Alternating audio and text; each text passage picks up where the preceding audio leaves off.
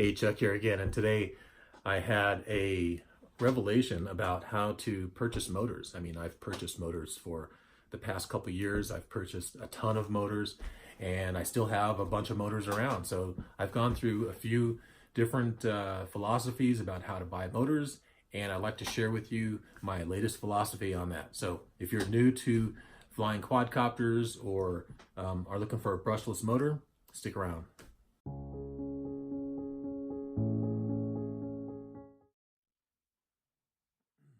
So I've been flying T-Motor F40s for, I guess, about 3 or 4 months now, and I think that they're just absolutely the best motors.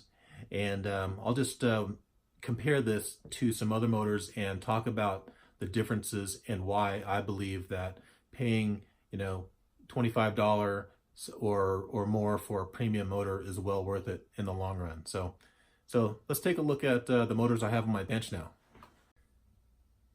So on my bench I have 6 motors, and from left to right I've ordered them in the order that I believe will go from the lowest quality to the highest quality, and also from the lowest performing to the highest performing, and I'll talk a little bit about why I believe they should be in this order.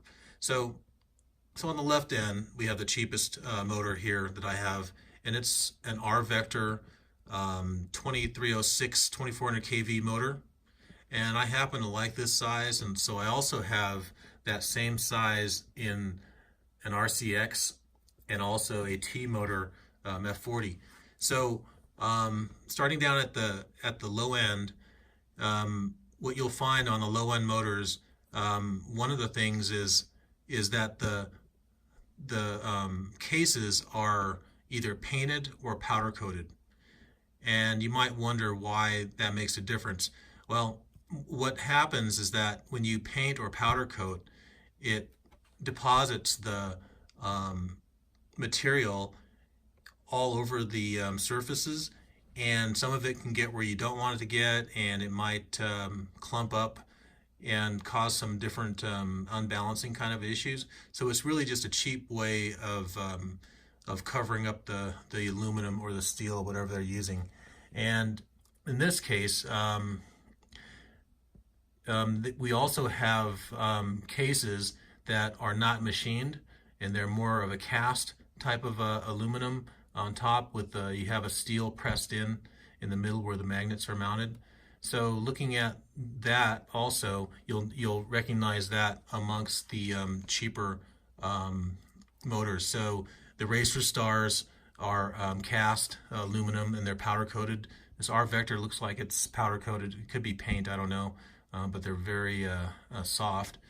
Then when you get up to the Hyperlite, one thing that you'll notice is that the finish has now changed to an anodized finish.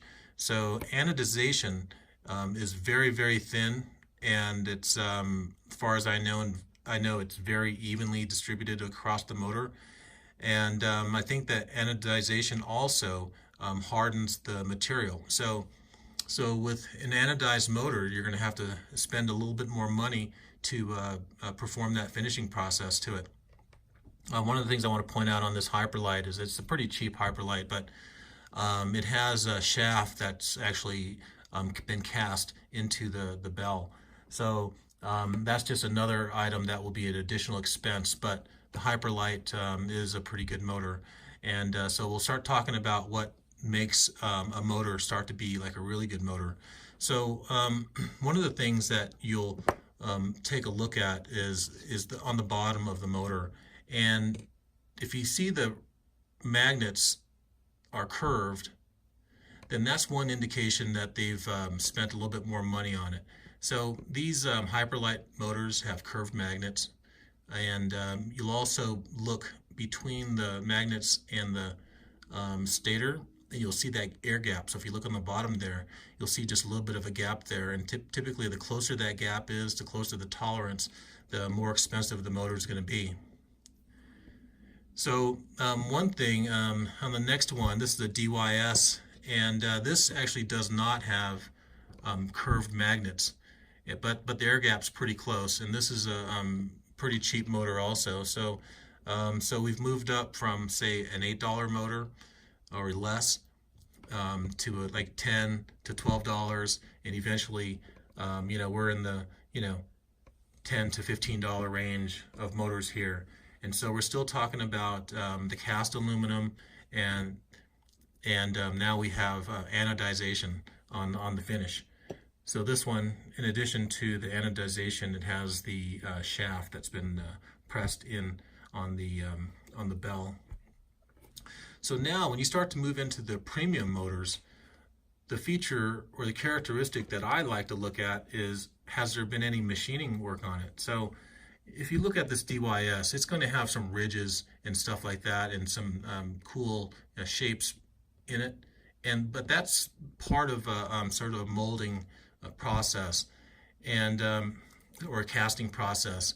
And with starting with this RCX motor, you can see that when you look at the finish of the motor, it's very, very, very smooth, and you might even see some machine marks that would indicate that it's been machined. So this one actually is a really good job. All the machine marks have just been very, polished away or something, but it's very, very crisp and clean, and they've used CNC to form it. And likewise with the actually, if I look at the bottom of this one looks like it's been slightly machined. I guess it's been totally machined.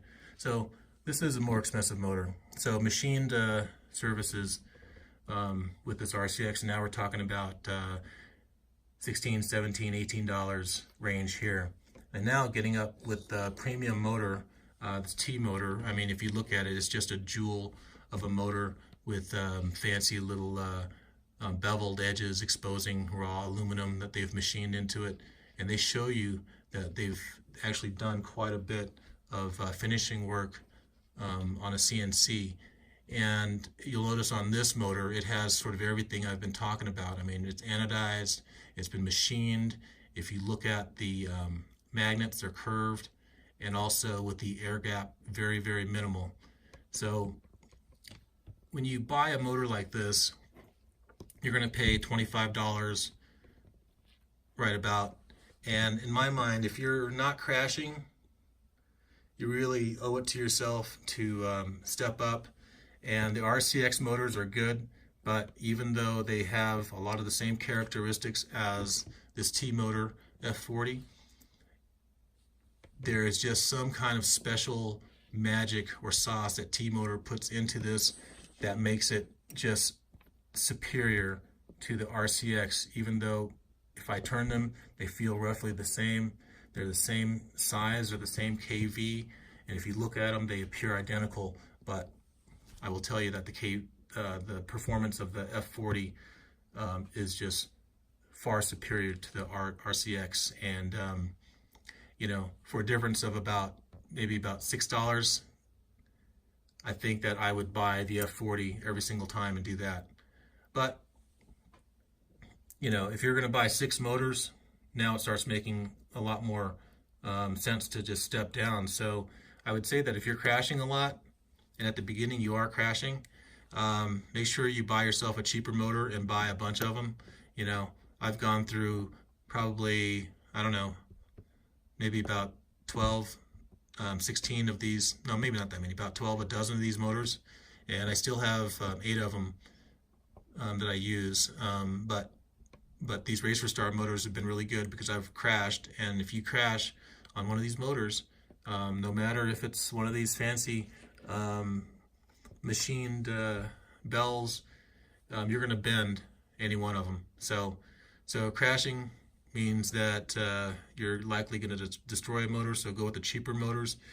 If you get better, start stepping up, and really you owe it to yourself to buy some of these premium motors. And just wanted to just throw this in there. Little itty bitty motor. It's hilarious, but it's machined, and I would say that the small motors probably have just as much work put into them, maybe less material, but I think these little motors are going to be just as expensive as the bigger motors. As we go forward, the smaller motors are going to get really, really, really nice. Okay, so that's it. Thanks a lot for watching. Have a great day.